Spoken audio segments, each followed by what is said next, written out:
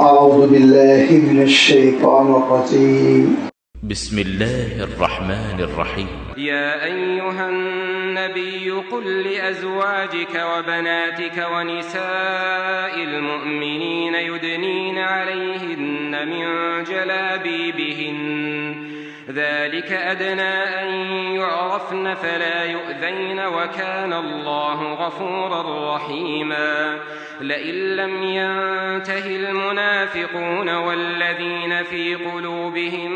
مرض والمرجفون في المدينة لنغرينك بهم ثم لا يجاورونك فيها إلا قليلا ملعونين أينما ثقفوا أخذوا وقتلوا تقتيلا سنة الله في الذين خلوا من قبل ولن تجد لسنة الله تبديلا يسألك الناس عن الساعة قل إنما علمها عند الله وما يدريك لعل الساعة تكون قريبا إن الله لعن الكافرين وأعد لهم سعيرا خالدين فيها أبدا لا يجدون وليا ولا نصيرا يوم تقلب وجوههم في النار يقولون يا ليتنا أطعنا الله وأطعنا الرسولا وقالوا ربنا إنا أطعنا سادتنا وكبراءنا فأضلونا السبيلا ربنا آتهم ضعفين من العذاب والعنهم لعنا كبيرا صدق الله العظيم. الحمد لله رب العالمين والصلاة والسلام على سيد المرسلين وعلى آله وأصحابه أجمعين أما بعد. سورة الأحزاب کا یہ 8واں رکوع ہے جس کی ابھی آپ کے سامنے تلاوت کی گئی. 8ویں رکوع کی یہ 9 آیتیں ہیں جن کا تسلسل شروع ہو رہا ہے آیت نمبر 59 سے اور ختم ہو رہا ہے آیت نمبر 68 پر. اور ان آیتوں کے مجموعے میں اللہ تعالیٰ جو بات ارشاد فرما رہا ہے وہ دراصل مربوط ہے پچھلی آیتوں سے. اس کا تسلسل برقرار ہے پچھلی آیتوں سے جس میں کہ حضور اکرم صلی اللہ علیہ وسلم کی فضیلت، حضور اکرم صلی اللہ علیہ وسلم کا مقام، آپ صلی اللہ علیہ وسلم کا مرتبہ اور اس کے ساتھ ساتھ حضور اکرم صلی اللہ علیہ وسلم کے خاندان کا، آپ کے خانوادے کا حق جو اللہ تعالیٰ نے بیان فرمایا. اس کے بعد جو اس سلسلے میں کوتاہیاں کرتے، نفاق کو پھیلاتے اور ایسی باتیں مدینہ منورہ میں، ایسی افواہیں مدینہ منورہ میں پھیلانے کی کوشش کرتے جو نازیبا ہوتی، جس سے حضور اکرم صلی اللہ علیہ وسلم کو تکلیف پہنچتی، اس حرکت کو منافقین کی حرکت قرار دیتے ہوئے اللہ تعالیٰ نے اس سے دوری اختیار کرنے اور خود مسلمانوں کو اس بات کی تاکید کی کہ اللہ کے رسول صلی اللہ علیہ وسلم سے قربت اختیار کریں، حضور اکرم صلی اللہ علیہ وسلم کو تکلیف نہ پہنچائیں. بلکہ اللہ تعالیٰ نے پھر ایک بات ارشاد فرمائی کہ ہر ایمان والے کا طریقہ کار یہ ہونا چاہیے کہ حضور اکرم صلی اللہ علیہ وسلم پر صلاۃ و سلام بھیجنے کا اہتمام کرے. یہ آیتیں گزر چکی ہیں جس میں کہ اللہ تعالیٰ نے ارشاد فرمایا ان اللہ و ملائکتہ یصلون علی النبی، کہ دیکھو اللہ تعالیٰ بھی صلاۃ بھیجتا ہے نبی پہ، وملائکتہ، اور اس کے فرشتے بھی. اور اس آخری مجلس میں نے وضاحت کر دی تھی کہ صلاح کا کیا مفہوم ہوتا ہے. اس کا روٹ ورڈ کیا ہے، اللہ تعالیٰ کی جانب اس کی نسبت ہوتی ہے تو کیا معنی ہوتے ہیں، فرشتوں کی جانب اس کی نسبت ہوتی ہے تو کیا معنی ہوتے ہیں، بندوں کی جانب اس کی نسبت ہوتی ہے تو کیا معنی ہوتے ہیں، جس کا مختصر خلاصہ یہ ہے کہ اصلاً یہ صاد لام واو صلبن کا جو لفظ ہے یہ پشت کے لیے، بیک کے لیے، پچھلی کمر کے لیے اس کا استعمال ہے، اور جب یہ ترقی کر کے صلہ بنتا ہے تو اس کے معنی ہوتے ہیں پشت کو حرکت دینا، پشت کو، بیک کو، پیٹھ کو آپ کب حرکت دیتے ہیں، جس وقت آپ دائیں یا بائیں پلٹتے ہیں، تو پلٹنے کا مفہوم التفات برتنا، توجہ کرنا، مائل ہونا، یہ مفہوم آگے بڑھا، اور پھر جب یہ مفہوم آگے بڑھا تو اللہ تعالیٰ کے لیے اس کا استعمال ہوا، تو صلی اللہ جو آپ کہتے ہیں، اللہ صلاۃ بھیجتا ہے تو اس کے معنی ہوتے ہیں اللہ تعالیٰ رحم و کرم کے ساتھ توجہ فرماتا ہے، اور اس کا صحیح ترجمہ ہے وہ مائل بکرم ہوتا ہے، وہ کرم کے ساتھ، رحم کے ساتھ توجہ فرماتا ہے۔ اور یہی ترجمہ آپ پچھلی آیت میں بھی کریں گے جس میں کہ اللہ تعالیٰ نے عام ایمان والوں کے سلسلے میں یہ بات ارشاد فرمائی کہ دیکھو تم اللہ تعالیٰ کا خوب ذکر کرو، وَالَّذِي يُصَلِّي عَلَيْكُمْ، کیونکہ وہی پروردگار ہے جو تم پر توجہ برتتا ہے، رحم و کرم فرماتا ہے، تمہاری طرف مائل ہوتا ہے، وہ ملائکتہ، اور اس کے فرشتے بھی تمہاری طرف مائل ہوتے ہیں۔ فرشتے کیسے مائل ہوتے ہیں؟ قرآن پاک میں اللہ تعالیٰ نے دوسرے مقام پر وضاحت کر دی کہ تمام ایمان والوں کے لیے فرشتے دعائیں مغفرت کرتے ہیں، اور یہ کہتے ہیں پروردگار ان کے قصور معاف فرما دے، ان کے درجات بلند فرما۔ تو ایمان والوں کے لیے جب اللہ تعالیٰ نے لفظ صلاۃ استعمال کیا تو اس کا مفہوم یہی ہوگا کہ اللہ تعالیٰ ایمان والوں کے لیے رحمت کے فیصلے کرتا ہے۔ حضور اکرم صلی اللہ علیہ وسلم کے لیے یہ ہوا کہ ان اللہ وملائکتہ یصلون علی النبی، بے شک اللہ تعالیٰ نبی پر صلاۃ بھیجتا ہے، اور اس کا معنی یہ ہو گیا اللہ تعالیٰ رحم کے فیصلے، نصرت کے فیصلے، مقام محمود کا وعدہ، شفاعت کبریٰ کا وعدہ اور حوض کوثر کا وعدہ، یہ سارے جو فیصلے اللہ تعالیٰ نے فرمائے یہ ہے مائل بکرم، اور اللہ تعالیٰ نے رحم فرمایا، درجات بلند فرما دیے۔ اور فرشتوں کا صلاۃ یہ ہے کہ وہ دعا کرتے ہیں، حضور اکرم صلی اللہ علیہ وسلم کے درجات کی بلندی اور مقام محمود تک پہنچنے کی دعا یہ اہتمام فرشتے کرتے ہیں۔ پھر ارشاد فرمایا یا ایھا الذین آمنو، اے ایمان والو، صلو علیہ، تو پھر صلاۃ بھیجو، وسلموا، اور سلام بھی بھیجو۔ میں نے عرض کیا کہ حضور اکرم صلی اللہ علیہ وسلم کی خدمت میں متعدد بار مختلف صحابہ نے یہ سوال کیا کہ اللہ کے رسول کیسے ہم صلاۃ و سلام بھیجیں؟ حضور اکرم صلی اللہ علیہ وسلم نے اکثر و بیشتر جو دعا بتائی، جو درود بتایا، وہ وہی ہے جو الحمدللہ ہم تشہد میں پڑھتے ہیں، جس کو ہم درود ابراہیم کہتے ہیں۔ یہ صیغہ حضور اکرم صلی اللہ علیہ وسلم نے بتایا صلاۃ و سلام بھیجنے کے لیے، اور بھی حدیث کی کتابوں میں مختلف صیغے آئے ہیں، مختلف جملے اور الفاظ آئے ہیں، لہذا ان کے ذریعے سے صلاۃ و سلام بھیجنا بہت ضروری ہے۔ علماء نے لکھا کہ زندگی میں ایک مرتبہ درود پڑھنا تو فرض ہے، کیونکہ اللہ تعالیٰ نے حکم دیا، اور اس کے بعد پھر واجب کی شکلیں بتائیں، اور واجب کی شکلوں میں نے عرض کر دیا تھا کہ جب کبھی حضور اکرم صلی اللہ علیہ وسلم کا نام نامی تذکرے میں آ جائے، اگر آپ وصف یا لقب ذکر کر رہے ہیں تو بات الگ ہے، آپ نے کہا نبی، آپ نے کہا رسول، آپ نے حضور، آپ نے کچھ اور اس طرح کے سرکار، ایسے الفاظ استعمال کیے تو واجب نہیں ہوتا درود شریف، لیکن اگر آپ نے نام دے دیا تو اس موقع پہ درود شریف پڑھنا واجب ہو جاتا ہے۔ جیسے میں نے کہا کہ حضرت محمد صلی اللہ علیہ وسلم نے فرمایا، اب صلی اللہ علیہ وسلم کہنا ضروری ہے، کیونکہ مشہور حدیث ہے، آپ نے رمضان کے سیاق میں بار بار اس حدیث کو سنا ہوگا کہ آپ صلی اللہ علیہ وسلم نے زینے پہ قدم رکھا، ممبر کی پہلی سیڑھی پہ قدم رکھا اور آمین کہا، دوسرے پہ، تیسرے پہ آمین آمین۔ تو اس میں یہ بھی آتا ہے کہ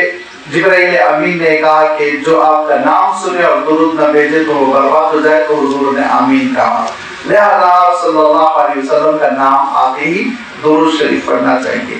یہ بھی واجب کی شکل ہے۔ نماز میں تشہد میں درود پڑھنا، اس کو بھی بہت سے علماء نے واجب، بہت سے علماء نے سنت لکھا ہے، لیکن بہرحال سبھی اس کی فضیلت کا اقرار کرتے ہیں اور اعتراف کرتے ہیں۔ اور درود شریف کی اہمیت یہ ہے کہ حضور اکرم صلی اللہ علیہ وسلم ارشاد فرماتے ہیں کہ جو مجھ پر ایک مرتبہ درود شریف بھیجتا ہے تو اللہ تعالیٰ اس کے لیے 10 مرتبہ رحمت کے فیصلے کرتا ہے۔ صلی اللہ علیہ عشرًا فرمایا کہ جو میرے لیے ایک مرتبہ کہے گا صلی اللہ علیہ وسلم تو اللہ تعالیٰ اس کے لیے 10 رحمتوں کے فیصلے فرمائے گا۔ اور اس کے علاوہ ایک حدیث پہ حضور اکرم صلی اللہ علیہ وسلم نے جمعہ کے دن کثرت سے صلاۃ و سلام کی تاکید فرمائی۔ اور ایک حدیث یہ بھی ملتی ہے، اگرچہ کہ روایت کی بنیاد پر بہت زیادہ مضبوط نہیں ہے، لیکن امام طبرانی رحمۃ اللہ علیہ نے اس کو بیان کیا کہ جو روزانہ 100 مرتبہ درود شریف پڑھنے کا اہتمام کرتا ہے تو اس کے لیے اللہ تعالیٰ ہر درود پر 10 نیکی لکھتا ہے۔ اس کے علاوہ نام اعمال میں لکھ دیا جاتا ہے بریء من النفاق، نفاق سے یہ بری ہے، اور بریء من نار، اور یہ جہنم کی آگ سے بری ہے، جہنم کی آگ سے یہ محفوظ ہے، نفاق سے یہ محفوظ ہے۔ لہذا یہ وہ فضیلتیں ہیں جس کی وجہ سے ہماری یہ ذمہ داری بنتی ہے کہ ہم حضور اکرم صلی اللہ علیہ وسلم پر درود شریف بھیجنے کا اہتمام کریں۔ اپنے زندگی کے معاملات میں سے اس کو ایک اہم عمل قرار دیں جس کے سلسلے میں ہم سستی نہ کریں، ناغہ نہ کریں، وقت طے کر لیں، اور جو بھی فکر ہو لیکن کم سے کم 100 مرتبہ تو ہم ضرور روزانہ درود بھیجنے کا عمل کریں، کیونکہ اس پر بڑا اجر ملنے والا ہے۔ آپ اندازہ لگائیے کہ ایک صحابی نے کہا کہ اللہ کے رسول میں جب دعائیں کرتا ہوں تو اپنی دعاؤں میں آپ پر صلاۃ و سلام بھیجتا ہوں، تو میں کتنی دیر بھیجوں؟ کیا آدھا بھیجوں، آدھی دعا اور آدھا صلاۃ و سلام؟ تو حضور نے کہا ماشاءاللہ اچھا ہے، لیکن اگر اور بڑھا دو تو زیادہ اچھا ہے۔ تو میں کہا اچھا ایسا کرتا ہوں، میں 2/3 زیادہ آپ پر درود و سلام، کچھ میں اپنے لیے دعائیں۔ تو حضور اکرم صلی اللہ علیہ وسلم نے فرمایا اچھا ہے، بہتر ہے، ماشاءاللہ، لیکن اور بھی بڑھا لو تو کوئی حرج نہیں ہے۔ تو انہوں نے کہا اچھا اللہ کے رسول میں پوری دعا آپ پر صلاۃ و سلام بھیجوں گا۔ تو حضور اکرم صلی اللہ علیہ وسلم ارشاد فرماتے ہیں پھر تمہارے مسائل، مصیبتیں، غموں کے لیے اللہ کافی ہو جائے گا، بغیر دعاؤں کے کو چھانٹ لے گا۔ یہ ہے حضور اکرم صلی اللہ علیہ وسلم پر درود بھیجنے کا نتیجہ، اس کی فضیلت، اس کا اجر۔ اور یہ کیوں نہ ہو کیونکہ حضور اکرم صلی اللہ علیہ وسلم نے ہم کو جہنم کی آگ سے بچانے کے لیے، گمراہی سے بچانے کے لیے، شرک سے بچانے کے لیے، کفر سے بچانے کے لیے، صراط مستقیم پر گامزن کرنے کے لیے اور اللہ تعالیٰ سے ملانے کے لیے جو قربانیاں دی وہ تو ہے ہی، سیرت آپ اٹھا کر پڑھ لیں۔ لیکن اس کے علاوہ اللہ کے رسول صلی اللہ علیہ وسلم نے جو امت سے محبت کی، اس محبت کا بھی تو کچھ بدلہ ہونا چاہیے، ہماری طرف سے بھی تو کچھ ریئیکشن ہونا چاہیے کہ امت سے محبت کا عالم یہ کہ خود حضور اکرم صلی اللہ علیہ وسلم ارشاد فرماتے ہیں قیامت میں جب ہر شخص کہہ رہا ہوگا نفسی نفسی،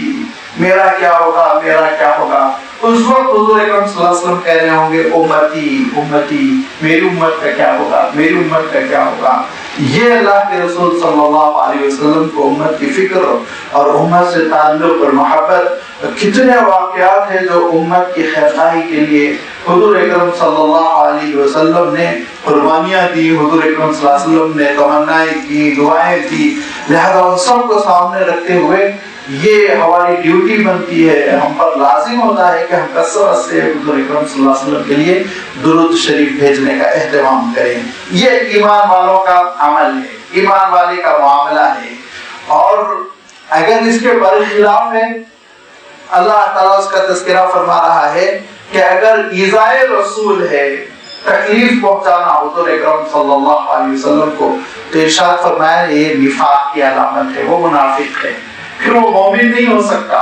مومن تو حضور اکرم صلی اللہ علیہ وسلم کے درجات کی بلندی، حضور اکرم صلی اللہ علیہ وسلم کے مقام محمود کی وصولی وغیرہ وغیرہ کی دعا کرتا ہے۔ منافق ہوتا ہے جو تکلیف پہنچاتا ہے۔ اب ذرا آپ ذہن میں رکھیں کہ منافق کیسے ہو سکتا ہے۔ دیکھیے حضور اکرم صلی اللہ علیہ وسلم کے سلسلے میں ارشاد فرمایا کہ ان الذین یؤذون اللہ ورسولہ، جو اللہ اور اس کے رسول کو اذیت پہنچاتے ہیں، تکلیف پہنچاتے ہیں، تو ان پر اللہ کی لعنتیں ہیں دنیا میں بھی اور آخرت میں بھی، اور ان کے لیے اللہ تعالیٰ نے ذلت والا، جس میں بے عزت ہو کر وہ ڈالے جائیں گے، ایسا عذاب تیار کر رکھا ہے۔ یہ کیسے ہوتا ہے آپ سوچئے، حضور اکرم صلی اللہ علیہ وسلم کو تکلیف، اور پھر اس کو اللہ کی تکلیف بھی کہا، اللہ کو جو تکلیف پہنچاتے ہیں۔ حضور اکرم صلی اللہ علیہ وسلم خود ارشاد فرماتے ہیں کہ آپ صلی اللہ علیہ وسلم کو تکلیف پہنچانے کے جو طریقے ہیں، ان میں ایک طریقہ تو یہ ہے کہ حضور اکرم صلی اللہ علیہ وسلم کے سلسلے میں افواہیں پھیلانا اور غلط سلط باتیں کرنا، جو مدینہ منورہ میں منافقین کر رہے تھے اور جو یہودیوں کی دراصل سرپرستی میں اور ان کی سازش کے نتیجے میں ہو رہا تھا، اور اس کا ایک سلسلہ یہ یہودی نسل کے لوگ آج تک کرتے رہتے ہیں، جو اپنے نبیوں اور رسولوں کی توہین کرتے ہیں اور ان کے ساتھ بدتمیزی کرتے ہیں۔ تو لازمی بات ہے ان سے آپ کیا خیر کی توقع رکھ سکتے ہیں؟ تو گاہے گاہے آپ صلی اللہ علیہ وسلم کی شان اقدس میں گستاخی کرنا، تو فرمایا ان پر دنیا میں بھی لعنت اور پھٹکار ہوگی۔ ایسے لوگوں کی آپ تصویریں دیکھیں، گورے ہونے کے باوجود بندروں کے جیسے نظر آتے ہیں، چہرے پہ لعنت نظر آتی ہے، آپ دیکھ لیجئے۔ اور پھر کس طرح یہ ذلت کی موت مرتے ہیں وہ آپ معلوم کرنے کی کوشش کریں۔ میں اکثر عرض کرتا ہوں دشمنان رسول کا جو انجام ہوتا ہے وہ انجام جو ہے وہ ریسرچ کا ایک سبجیکٹ ہے، بڑی ذلتوں کی موت وہ مرتے ہیں۔ اور پھر یہ کہ قیامت میں تو جو ہونا ہے، آخرت میں تو جو ہونا ہے وہ تو ہو کر رہے گا۔ ایک تو یہ کہ حضور اکرم صلی اللہ علیہ وسلم کے سلسلے میں بدگوئی کرنا، آپ کی شان میں گستاخی کرنا، یہ تکلیف پہنچانا۔ دوسری اور ایک چیز ہے، حضور اکرم صلی اللہ علیہ وسلم نے ارشاد فرما دی، اللہ فی اصحابی لا تتخذهم من بعد غرضا فمن احبه فبحبی احبه ومن آذاهم فقد آذانی ومن آذانی فقد آذى اللہ، کہ اللہ کے بندو اللہ کا ڈر، اس کا خوف پکڑو اور میرے ساتھیوں، میرے صحابہ کے سلسلے میں احتیاط کرو۔ تو یاد رکھو جو ان سے محبت کرتا ہے تو وہ مجھ سے محبت کرتا ہے، اسی لیے ان سے محبت کرتا ہے۔ جو ان سے بغض رکھتا ہے تو در حقیقت مجھ سے نفرت کرتا ہے وہ۔ اور فرمایا جو ان کو تکلیف پہنچاتا ہے وہ مجھے تکلیف پہنچاتا ہے، جو مجھے تکلیف پہنچاتا ہے وہ اللہ کو تکلیف پہنچاتا ہے، وہ اللہ تعالیٰ کے لیے اذیت کا سامان کرتا ہے۔ لہذا صحابہ کے سلسلے میں کچھ کہنا، تبرہ کرنا، غلط باتیں کہنا، غلط تحریریں لکھنا، یہ سب کچھ ایذائے رسول میں سے ہے، اور اس کا نتیجہ کیا ہوگا؟ دنیا میں بھی لعنت ہوگی، آخرت میں بھی لعنت ہوگی۔ حضور اکرم صلی اللہ علیہ وسلم نے اس ایذا کو وضاحت کے ساتھ ارشاد فرمایا، جو ان کو تکلیف پہنچایا وہ مجھے تکلیف پہنچایا، جو مجھے تکلیف پہنچایا وہ اللہ کو تکلیف پہنچا رہا ہے۔ لہذا صحابہ کے سلسلے میں منہ کھولنا، صحابہ کے سلسلے میں غلط باتیں کرنا، یہ شیوا بنا لینا دراصل اللہ تعالیٰ کی لعنتوں کو دعوت دینا ہے، اور اپنے آپ کو لعنتوں کا، پھٹکار کا اور سزاؤں کا مستحق بنا لینا ہے، جس سے اللہ تعالیٰ ہم سب کو محفوظ رکھے۔ حضور اکرم صلی اللہ علیہ وسلم کو ایذا پہنچانے کا ایک طریقہ یہ بھی ہے کہ حضور اکرم صلی اللہ علیہ وسلم کے احکامات سے انحراف کرنا اور اس پر غلط تفسیریں کرنا، سنتوں کا انکار کرنا، حدیث کا انکار کرنا، حدیث پر عمل نہ کرنے کی کوشش کرنا، یہ سب حضور اکرم صلی اللہ علیہ وسلم کو تکلیف پہنچانے کی شکلیں ہیں، اور جو یہ کرتے ہیں ان پر اللہ تعالیٰ کی لعنت ہوتی ہے، وہ اللہ تعالیٰ کی رحمتوں سے بہت دور ہو جاتے ہیں اور پھر آخرت میں ذلت کے عذاب سے اردو چار ہوں گے۔ فرمایا اللہ کے رسول صلی اللہ علیہ وسلم نے، لوگوں ایک زمانہ آنے والا ہے کہ پیٹ بھرا کھاتا پیتا تکیے سے ٹیک لگائے پان چباتا ہوا کہے گا کہ اللہ کی کتاب میں جو ہے لے لو، باقی سنت سنت حدیث حدیث چھوڑ دو۔ تو آپ صلی اللہ علیہ وسلم فرماتے ہیں بخدا اللہ تعالیٰ گواہ ہے کہ جس طرح پروردگار نے مجھے کلام عنایت فرمایا، اسی طرح اللہ تعالیٰ نے مجھے وحی غیر مطلوب کی بنیاد پر اختیار دیا ہے کہ میں ڈکلیئر کروں کیا حلال ہے کیا حرام ہے۔ ایک مرتبہ میں نے عرض کیا تھا ایک مجلس میں کہ جو حدیث کا انکار کرتے ہیں ان کو گدھے کی گوشت کی دعوت دینی چاہیے، کیونکہ گدھا قرآن پاک میں کہیں حرام نہیں ہے، یہ تو حضور اکرم صلی اللہ علیہ وسلم کے ارشادات میں حرام ہے۔ آپ صلی اللہ علیہ وسلم نے خیبر کے موقع پہ خطبہ دیا تھا اور کہا تھا دیکھو گدھے کا گوشت حرام ہے، تم نہیں کھا سکتے۔ قرآن پاک میں کہا ہے گدھے کا گوشت حرام ہے، لہذا ایسے لوگوں کو گدھے کا گوشت کھلانا چاہیے کیونکہ ان کا دماغ خود گدھے کا ہے کہ اسلام کیا ہے، اسلام کیا ہے، لا الہ الا اللہ محمد رسول اللہ، یہ کلمہ ہے اسلام۔ جب رسول اللہ کہہ رہے ہیں تو اللہ تعالیٰ ارشاد فرماتا ہے وَمَا أَرْسَلْنَا بِرَسُولٍ إِلَّا لِيُطَاعَ بِإِذْنِ اللَّهِ، رسول کو ہم بھیجتے ہی اس لیے کہ اطاعت کی جائے، فرما برداری کی جائے، ان کے احکام مانے جائیں۔ لہذا اللہ کے رسول صلی اللہ علیہ وسلم کے ارشادات، آپ صلی اللہ علیہ وسلم کی سنتوں کی توہین،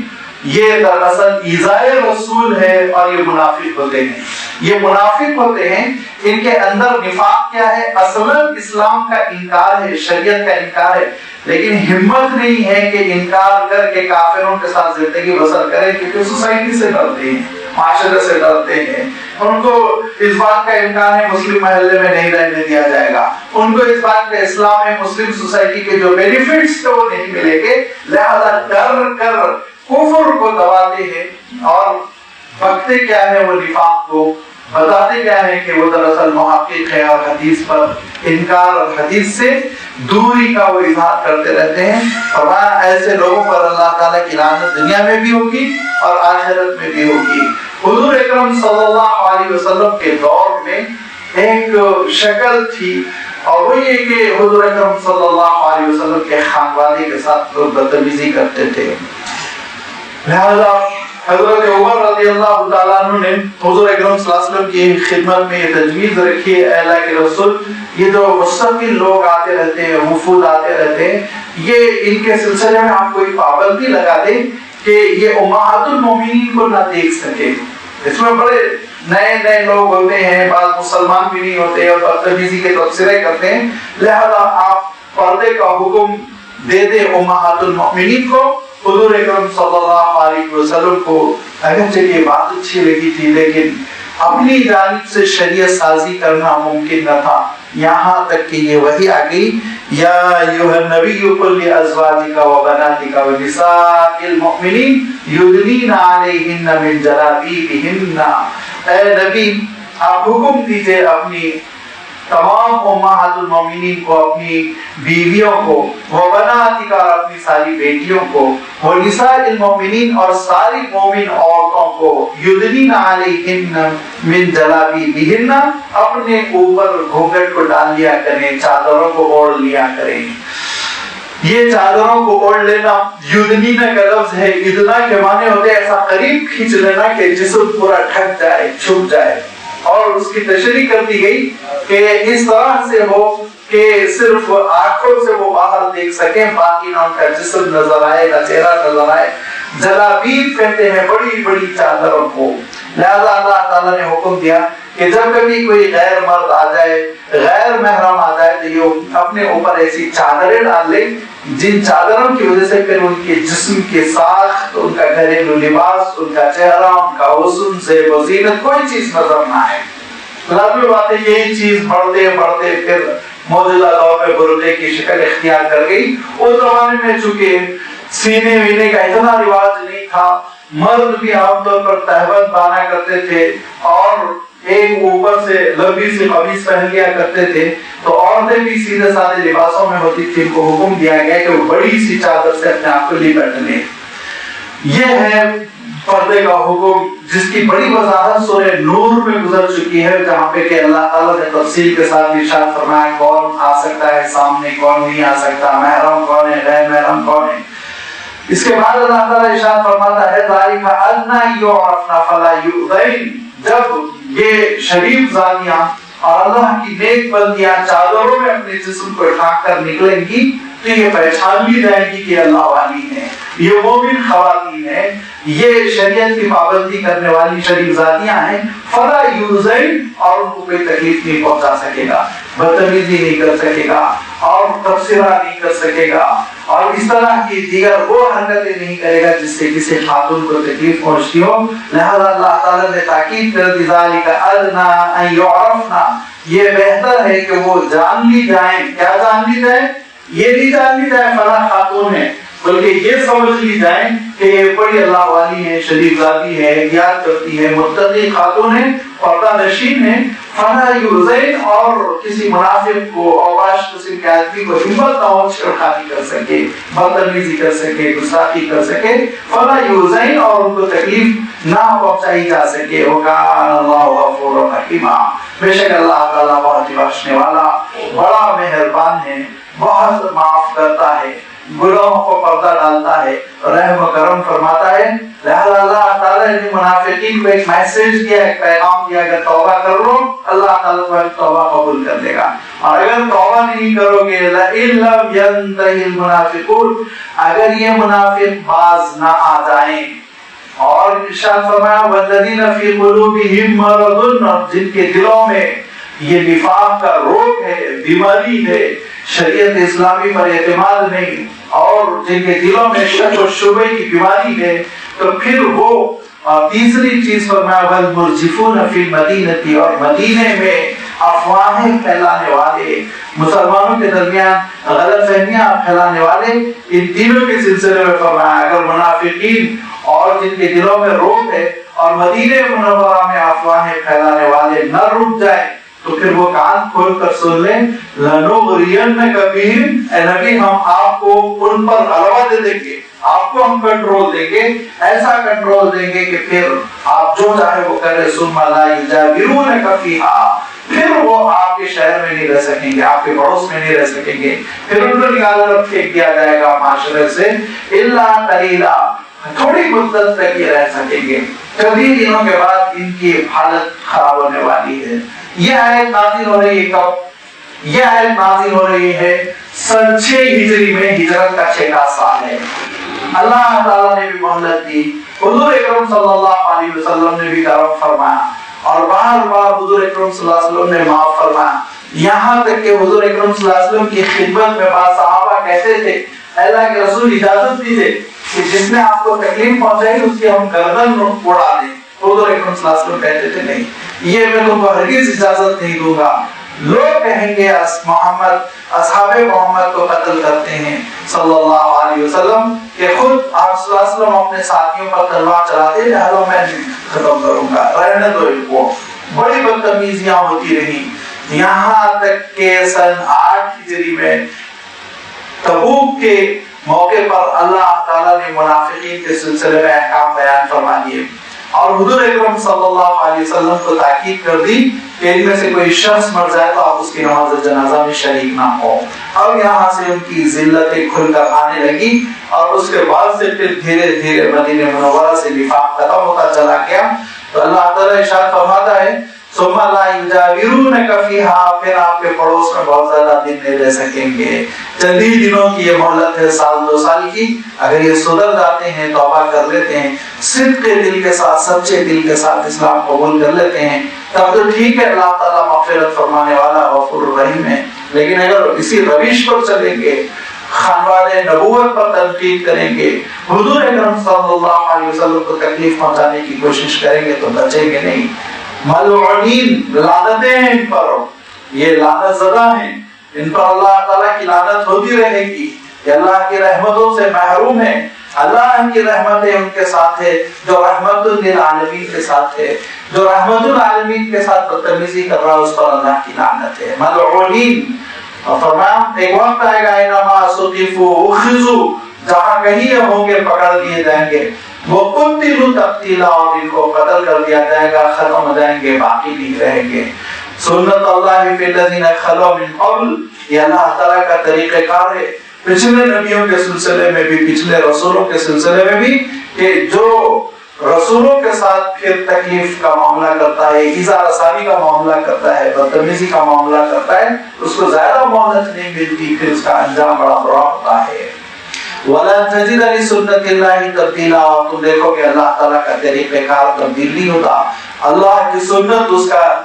جو طریقہ ہے، اس کا جو منہج ہے وہ تبدیل نہیں ہوتا۔ یہ دنیا میں بھی ان پر لعنت ہوتی ہے، ذلتوں سے دوچار ہوتے ہیں، اور قیامت کے دن بھی ان کا حشر بہت برا ہوگا۔ جب اللہ تعالیٰ نے ان کا قیامت کے دن حشر بڑا برا ہوگا، آخرت میں ناکام ہوں گے اور جہنم کے عذاب میں جھونک دیے جائیں گے، یہ بات ارشاد فرمائی تو اب ان لوگوں نے شوشہ چھوڑا کہ اچھا یہ قیامت جس کا آپ تذکرہ کر رہے ہیں کب آنے والی ہے؟ یسألک الناس عن الساعۃ، اے نبی آپ سے لوگ پوچھتے ہیں قیامت کے بارے میں کہ کب آنے والی ہے یہ قیامت کی گھڑی۔ تو حضور اکرم صلی اللہ علیہ وسلم نے ارشاد فرمایا تھا کہ دیکھو میری آخری نبوت ہے اور میری آخری بعثت ہے، میرے بعد تو کوئی رسول نبی آنے والا ہی نہیں ہے، اب تو میں اور قیامت اتنے قریب ہے، کہاتین ارشاد فرمایا، دو انگلیوں کا اشارہ کیا اور ارشاد فرمایا میرے بعد قیامت تو کبھی بھی آ سکتی ہے۔ لہذا آپ صلی اللہ علیہ وسلم نے قیامت کے سلسلے میں یہ وضاحت کر دی کہ وہ بہت قریب ہے، لیکن اللہ تعالیٰ ارشاد فرماتا ہے قل انما علمها عند اللہ، اس کا حقیقی علم اللہ تعالیٰ کے پاس ہے، کتنے بج کر کتنے منٹ، کون سی صدی، کون سی گھڑی، یہ اللہ تعالیٰ نے اس کو پوشیدہ رکھا ہے اور اس کا علم اللہ تعالیٰ نے کسی کو نہیں دیا۔ لہذا قیامت جب آنی ہے آئے گی، وما یدریک لعل الساعۃ تکون قریبا، تم کو کیا معلوم ہے شاید قیامت بہت قریب ہو، بہت قریب ہو قیامت۔ اور قریب ہونے کی ایک دلیل یہ ہے کہ ہر دن جو گزر رہا ہے تو لازمی بات ہے قیامت ایک دن قریب ہوتی جا رہی ہے، اور قیامت قریب ہونے کی ایک صورت یہ ہے کہ انسان جیسے ہی اس دنیا سے فارغ ہوا، اٹھ گیا، موت سے دو چار ہو گیا، اس کی قیامت آ گئی ہے، تو کچھ نہیں ہے، اب اس کی آنکھ کھلے گی تو قیامت ہی کے وقت کھلے گی۔ آپ کو انتظار ہے اپنی منزل کے آنے کا اور بڑا لمبا آپ کو سفر لگ رہا ہے، لیکن اچانک آپ کی آنکھ لگ گئی اور جب آنکھ کھلی تو معلوم ہوا آپ اپنی منزل مقصود آ چکے۔ تو لازمی بات ہے وہ لمبی رات، سیاہ رات، تاریک رات جسے آپ گھبرا رہے تھے اس کا پتہ ہی نہیں چلے گا، ایسا لگے گا جیسے منٹوں میں وہ رات گزری اور آپ اپنے شہر پہنچ گئے۔ بالکل یہی کیفیت ہوگی جب آنکھ لگ جائے گی، آنکھ کھلے گی تو معلوم ہوا سود پھونکا گیا، بے ساختہ نکلے گا منہ سے کہ یہ کون ہے جس نے ہم کو اٹھا دیا۔ حضور اکرم صلی اللہ علیہ وسلم ارشاد فرماتے ہیں کہ فرشتے جب آتے ہیں اور سوالات کرتے ہیں اور سوالات کے جوابات بالکل صحیح ہوتے ہیں تو فرشتے کہتے ہیں نام کنومت العروس لا یوقظها الا اهلها، سودا دلہنوں کی طرح سودا ان کو کوئی اٹھانے والا نہیں ہے۔ اچانک سور پھونکا جاتا ہے اور جب سور پھونکا جاتا ہے تو اس وقت پھر مردوں کی آنکھ کھلتی ہے اور وہ آنکھ کھلنے ہی کے ساتھ ہی کہتے ہیں کیا ویلنا من بعث من مرقدنا ھذا، کس نے اٹھا دیا ہم کو قبروں سے، ہم تو آرام سے سو رہے تھے۔ اس وقت ان کو بتایا جاتا ہے یہ اللہ کا وعدہ تھا، دیکھو رسولوں نے جو کہا تھا وہ سچ کہا تھا۔ یہ تو قیامت جو بہت قریب ہے لیکن انسان اس کو محسوس نہیں کر رہا ہے۔ لہذا فرمایا وما یدریک لعل الساعۃ تکون قریبا، کیا پتا ہے تم کو کہ قیامت کی گھڑی بہت قریب ہو۔ ان اللہ لعن الکافرین، اور اللہ تعالیٰ ان کافروں پر لعنت کرتا ہے جو قیامت کا انکار کرتے ہیں۔ وَأَعَدَّ لَهُمْ سَعِيرًا، اور ان کے لیے بھڑکتی ہوئی آگ اس نے تیار کر رکھی ہے جس میں ان کو جھونک دیا جائے گا۔ خالدین فیہا ابدا، ہمیشہ ہمیشہ اسی آگ میں پڑے رہیں گے۔ لا یجدون ولیا ولا نصیرا، نہ کوئی کام بنانے والا ہوگا نہ مدد کرنے والا ہوگا، نہیں پائیں گے وہ کسی مددگار کو اور نہیں پائیں گے وہ کسی حمایتی کو۔ یوم تقلب وجوہہم فی النار، اور آگ میں ان کے چہروں کو پلٹا جائے گا، پہلے دایاں جانب پک جائے پھر بایاں جانب پک جائے، جیسے کہ آپ گوشت بھونتے ہیں، آپ کوئی چیز تلتے ہیں تو دونوں سمت اس کو دونوں جانبوں پہ آپ منتقل کرتے رہتے ہیں، اسی طرح ارشاد فرمایا یوم تقلب وجوہہم فی النار، چہروں کو ان کو پلٹ پلٹ کے جھلسایا جائے گا، جلایا جائے گا۔ چہرہ انسان کا سب سے معزز اور سب سے اعلیٰ آرگن ہوتا ہے۔ آپ دیکھیں گے کوئی چیز گرنے لگے، کوئی تیز ہوا آنے لگے، آپ چہرے ہی کو چاہتا ہے انسان خود بخود ایٹومیٹیکلی اپنے ہاتھ اس کے چہرے کی طرف بڑھتے ہیں۔ کیوں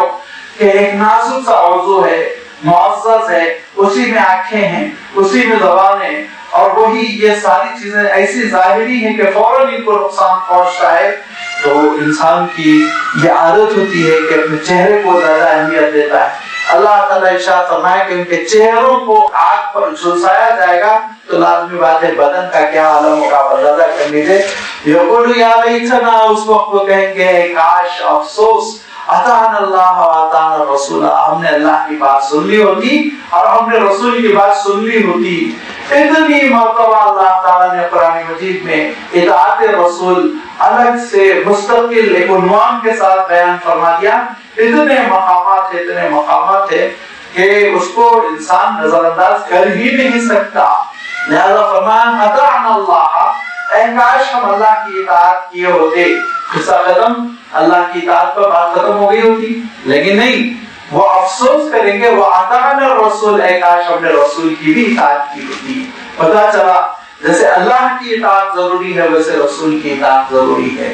اللہ کی اطاعت آپ قرآن مجید کے ذریعے سے کر رہے ہیں اور رسول کی اطاعت کس بنیاد پر کریں گے؟ احادیث صحیحہ حضور اکرم صلی اللہ علیہ وسلم کے ارشادات. لہذا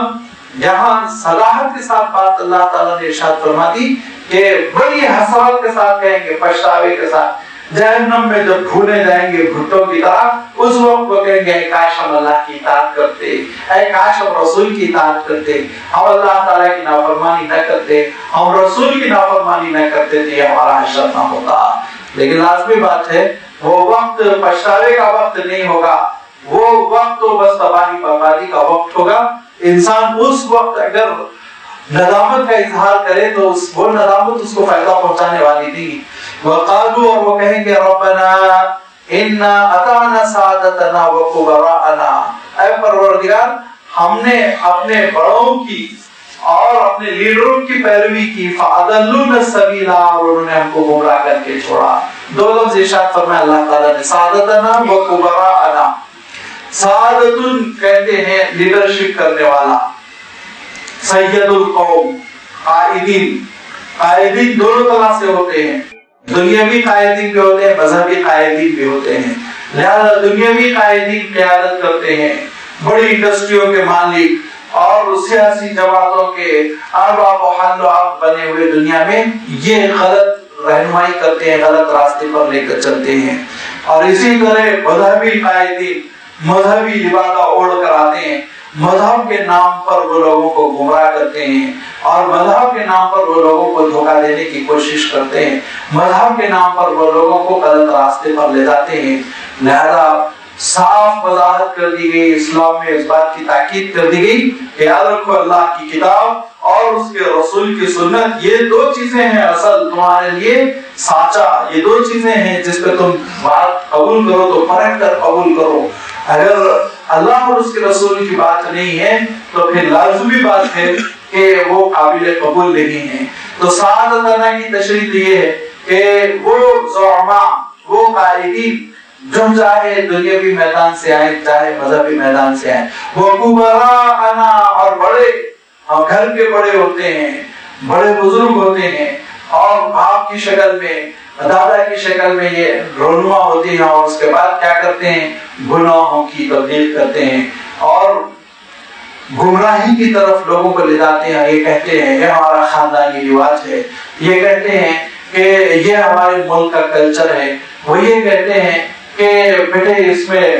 انجوائے کرنے کا موقع ہے، اس کو تم اختیار کرو، کہاں جا رہے ہو اس راستے پر. لہذا دونوں شکلوں میں، خاندانی بزرگوں کی شکل میں یا قائدین کی شکل میں آ کر لوگ جو گمراہ کرتے ہیں اور پھر اللہ تعالیٰ سے جو دور کرتے ہیں تو ان کا حشر کیا ہونے والا ہے؟ اللہ تعالیٰ ارشاد فرماتا ہے ان کا حشر ہی ہونے والا ہے. ربنا آتیہم ضعفین من العذاب، کہ وہ جو گمراہ ہوئے تھے، عذاب سے دوچار ہو گئے تھے، قیامت کے دن ناکام ہو گئے تھے، وہ کہیں گے پروردگار یہی ہمارے بڑے ہیں، لیڈرز، یہی ہمارے گھر کے بزرگ جو گمراہی کے راستے پر ہم کو لے گئے، اللہ آپ ان کو ڈبل عذاب دیجئے، دوگنا عذاب دیجئے. اللہ جتنا عذاب آپ ہم کو دے رہے ہیں اس کے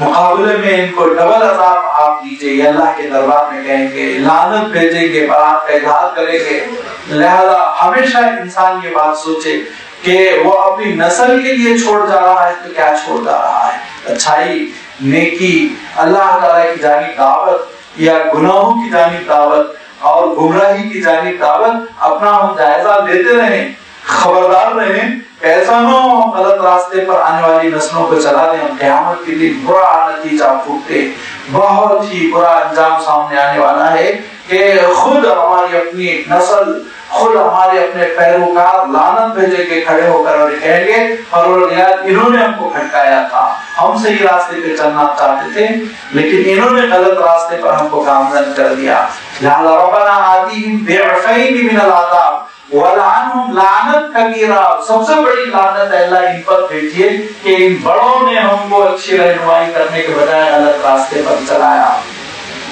دوسرے مقام پر سورۃ الاعراف میں اللہ تعالیٰ نے اس میں ایک اور اضافہ فرمایا. وہ اضافہ یہ ہے اللہ تعالیٰ ارشاد فرماتا ہے اللہ تعالیٰ کی جانب سے جواب آئے گا ان کو ڈبل آپ کو بھی ڈبل. لِكُلٍّ ضِعْفٌ مِّنَ النَّارِ ارشاد فرمایا. کیوں؟ اس لیے آپ بھی بعد میں کسی کے بڑے بنے, آپ بھی کسی کے والد بنے تھے, پھر آپ بھی کسی کے دادا نانا بنے تھے, آپ بھی کسی کے لیڈر بنے تھے, آپ بھی کسی کمپنی کے باس بنے تھے, مینیجر بنے تھے. تو آپ نے کون سا اچھا کام کیا؟ آپ نے بھی پھر گمراہی پر ان کو چھوڑا, آنے والی نسل کو. لہذا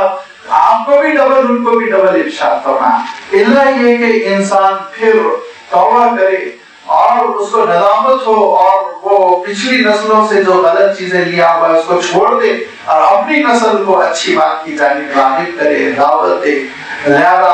یہ صاف ارشاد فرمایا کہ آج جو دنیا میں محبتیں ہیں, الفتیں ہیں, آج دنیا میں جو تعلقات ہیں, اقوامیاں چل رہی ہیں, دوستیاں چل رہی ہیں, قیامت کے دن وہ لعنتوں کی شکل میں تبدیل ہو جائیں گی اگر غلط راستے پر چلایا جا رہا ہے. یہ ایک بہت اہم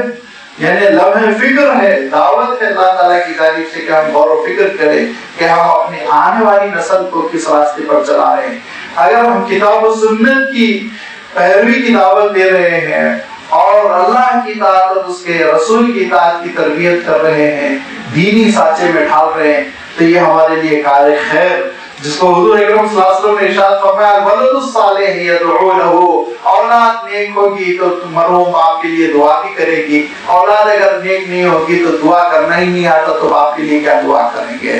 لہذا دینی تربیت کرنا,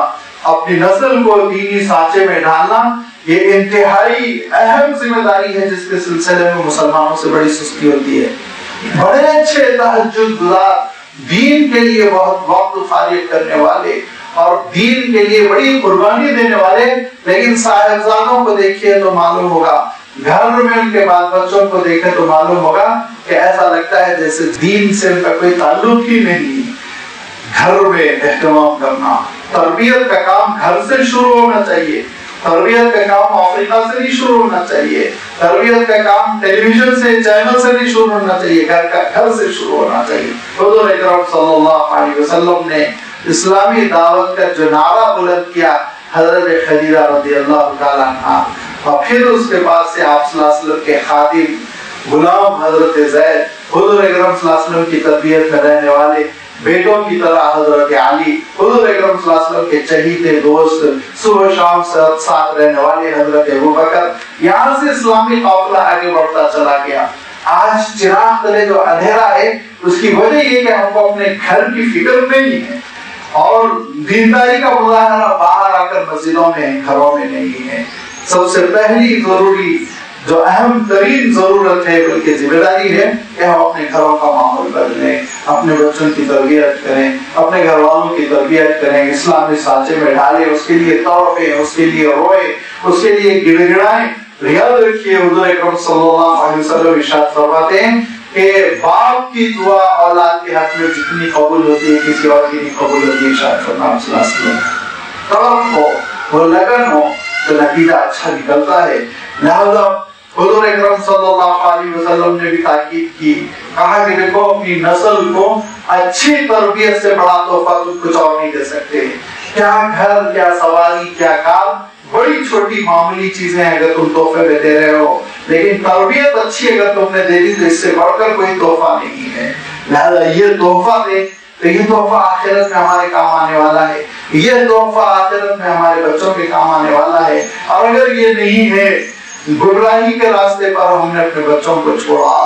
اور ہم نے یہود و نصارہ کی تقلید میں اپنے بچوں کو چھوڑا, ان کی تربیت ہم نے غیر اسلامی سانچے میں کر دی, تو پھر قیامت کے دن کہیں گے مولا میں تو اچھا بننا چاہتا تھا, ابا تھے غلط راستے پہ ڈال رہے, امی تھے غلط راستے پہ چلا رہی تھی, لہذا اللہ ان کو ڈبل سزا دیجیے. سوچئے کتنی ذلت اور رسوائی ہوگی. ایک شخص ہوگا جس کے لیے اس کی اولاد شفاعت کا ذریعہ بن رہی ہوگی, اور اس کی اولاد اپنے ماں باپ کو نورانی تاج پہنا رہی ہوگی. ہمارا ہی پڑوسی ہوگا, ہمارا ہی کزن ہوگا, ہمارے خاندان کا ایک ممبر ہوگا, اور پھر دوسرا ایک شخص کھڑا ہوگا, اس کی اولاد اس پہ لعنت کی رہی ہوگی, پروردگار لعنت کریے اس پہ, ابا کو تباہ کریے جہنم میں ڈالیے, امی کو تباہ کریے جہنم میں ڈالیے. انہوں نے مجھے مصروف کر دیا تھا گندے کاموں میں, غلط کاموں میں لگا دیا تھا, تباہی میں, بربادی میں. کتنی زبردست ناکامی ہوگی. لہذا اللہ تعالیٰ صاف ارشاد فرماتا ہے یوم تقلب وجوہہم فی النار, جس دن چہرے بھونے جائیں گے, آگ میں جھلسائے جائیں گے, تو اس وقت یقولون, کہیں گے یا لیتنا اطعنا اللہ واطعنا الرسول, اے کاش میں نے اطاعت کی ہوتی, ہم نے اطاعت کی ہوتی اللہ کی, اور ہم نے اطاعت کی ہوتی رسول کی. وقالوا ربنا, وہ کہیں گے پروردگار, انا اطعنا سادتنا, ہم نے اپنے لیڈروں کی بات سنی, وکبراءنا, اپنے بڑوں کی بات سنی, فاضلونا السبیلا, انہوں نے ہم کو گمراہ کر کے چھوڑ دیا, غلط راستے پر چلا دیا. لہذا ربنا, پروردگار, آتیہم ضعفین من العذاب, ڈبل عذاب ان بڑوں کو دیجئے, ولعنہم لعنا کبیرا, ان پہ بڑی لعنت کیجئے, زبردست قسم کی لعنت کیجئے, لعنتوں کے ذریعے سے ان کو تباہ و برباد کیجئے. لہذا اپنے بچوں کو ہم اپنے لیے کار ثواب بنائیں, ذخیرہ آخرت بنائیں, اپنی نسل کو ہم اپنے لیے نجات کا ذریعہ بنائیں اور ان کو اسلامی سانچے میں ڈھالیں. گفتگو چل رہی ہے, اللہ تعالیٰ نے بات ارشاد فرمائی کہ جو اللہ کے رسول صلی اللہ علیہ وسلم کو تکلیف پہنچاتا ہے وہ اللہ کو تکلیف پہنچاتا ہے, اور جو اللہ اور اس کے رسول کو تکلیف پہنچاتا ہے اس پر دنیا میں بھی لعنت ہوتی ہے, آخرت میں بھی لعنت ہوتی ہے. تو اسی سیاق میں اللہ تعالیٰ نے حضرت موسیٰ علیہ السلام کا تذکرہ فرمایا کہ حضرت موسیٰ علیہ السلام بھی اللہ کے ایک رسول تھے, اور آپ کو تکلیف پہنچانے کی جو کوشش کی گئی وہ کیسی تھی اور اس کا نتیجہ کیا ہوا. کیوں حضرت موسیٰ علیہ السلام پر اچانک کیوں شفٹ ہو گئے, منتقل ہو گئے؟ اس کی وجہ یہ ہے کہ جس ایلیمنٹ نے, جس عنصر نے, جس قوم نے, جس ذہنیت نے حضرت موسیٰ علیہ السلام کو تکلیف پہنچائی تھی, وہی اللہ کے رسول کو تکلیف پہنچا رہے تھے, اور وہی قیامت تک نبیوں اور رسولوں کا مذاق اڑاتے رہیں گے. لہذا اس ایلیمنٹ کو سمجھو, اس جرثومے کو سمجھو, اور اس بیماری کو, اس روگ کو سمجھ لو گے تو تم تاریخی حقیقت کو سمجھ لو گے. انشاءاللہ حضرت موسیٰ علیہ السلام کے ساتھ کیا ہوا تھا اور امت مسلمہ کی کیا ذمہ داری ہے, اللہ تعالیٰ نے اس کا تذکرہ آنے والے رکوع میں فرمایا. آئندہ اعتوار اس کی وضاحت آپ کی خدمت میں رکھی جائے گی. وآخر دعوانا ان الحمد للہ رب العالمین.